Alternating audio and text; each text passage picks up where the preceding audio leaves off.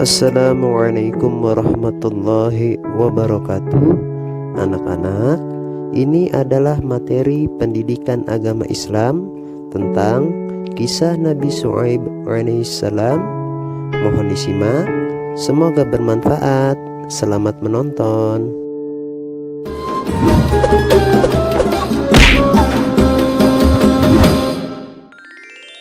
Kisah Ashabul Aikah, kaum penyembah pohon pada zaman Nabi Syuaib. Kisah ini disebutkan beberapa kali dalam Al-Quran. Salah satunya pada surat Asy-Syu'ara ayat 176 hingga 191. Diceritakan bahwa pada zaman Nabi Syuaib ada suatu kaum yang lebih memilih menyembah pohon daripada beriman kepada Allah Subhanahu wa Ta'ala.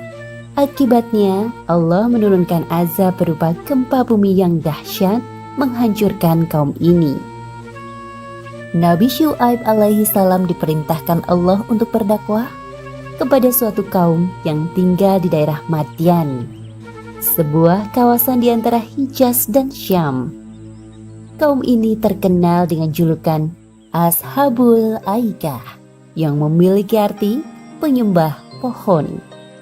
Seperti yang disebutkan dalam Al-Quran, surat Asy-Syu'ara ayat 176. Penduduk Aikah telah mendustakan para nabi. Selain menyembah pohon, mereka juga menyembah berhala yang diyakini sebagai warisan para nenek moyang. Nabi Syuaib tak henti-hentinya mengajak kaum Aikah untuk meninggalkan sesembahan mereka yang tidak bisa memberi manfaat sedikit pun. Namun sayangnya mereka tetap pada keyakinannya. Wahai kaumku, sembahlah Allah SWT. Sesungguhnya tidak ada Tuhan sesembahan yang pantas bagimu selain Dia. Sebagian besar kaum Aikah berprofesi sebagai pedagang. Salah satu kebiasaan buruk kaum Aikah yang masih sangat sulit dihilangkan adalah suka mengurangi takaran timbangan. Ketika tiba musim panen, mereka membeli barang sebanyak-banyak dengan harga yang sangat murah untuk disimpan di gudang. Sebaliknya, saat datang musim paceklik, mereka akan mencekik pembeli dengan menaikkan barang dengan harga yang tinggi. Wahai penduduk Aikah, hentikanlah kebiasaan mengurangi hak orang lain dalam timbangan kalian. Sesungguhnya, perbuatan itu sangat dibenci oleh Allah. Padahal Allah SWT telah memberikan kalian kehidupan yang makmur. Seharusnya kalian mengucap syukur atas limpahan nikmat-Nya.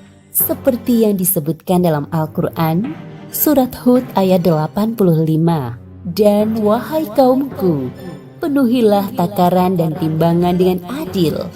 Dan janganlah kamu merugikan manusia terhadap hak-hak mereka.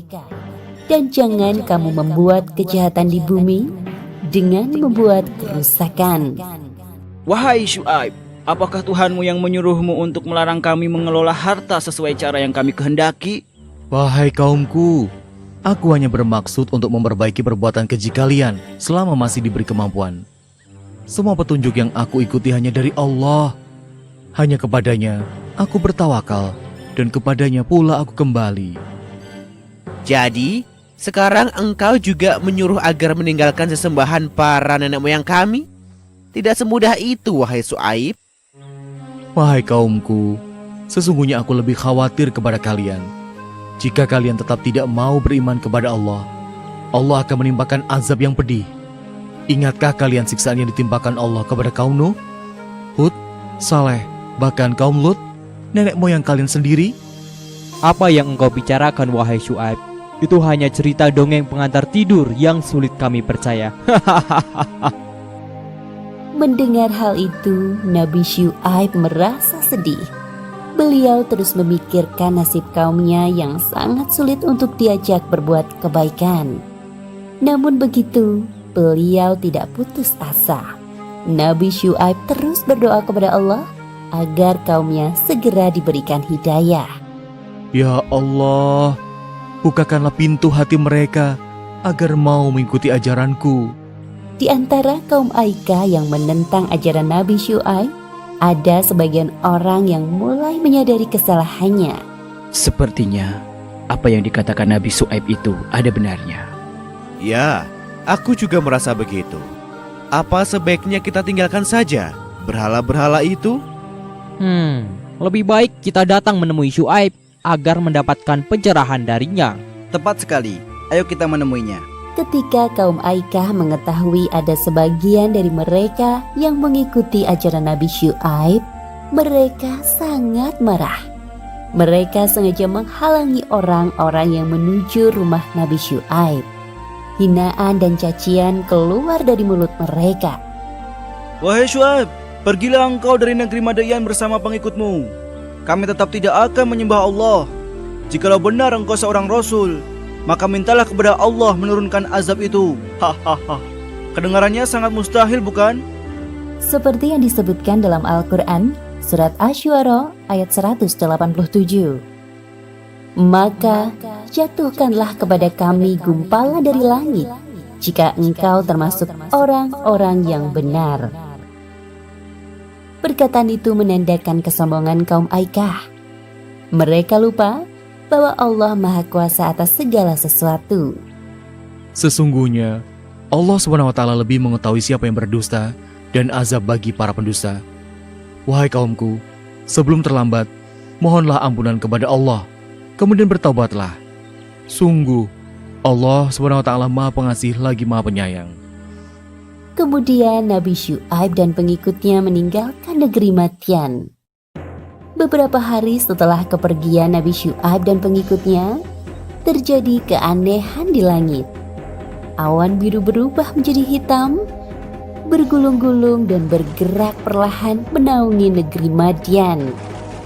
Awan hitam itu menimbulkan hawa panas yang menyengat sampai ke ubun-ubun. Kaum Aikah mengeluh kepanasan.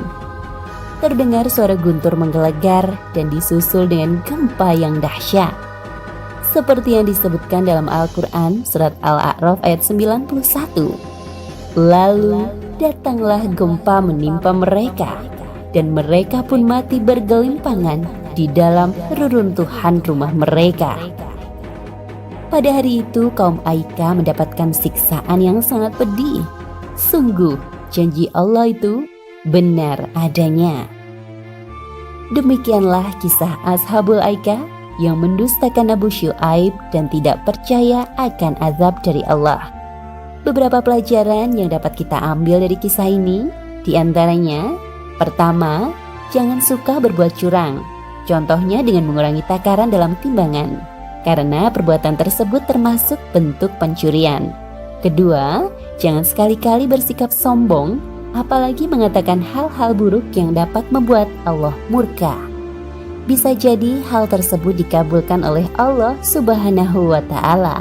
Wallahu alam bishawab. Ya, anak-anak, demikian kisah tentang Nabi Syuaib alaihissalam. Semoga bermanfaat. Wassalamualaikum warahmatullahi wabarakatuh.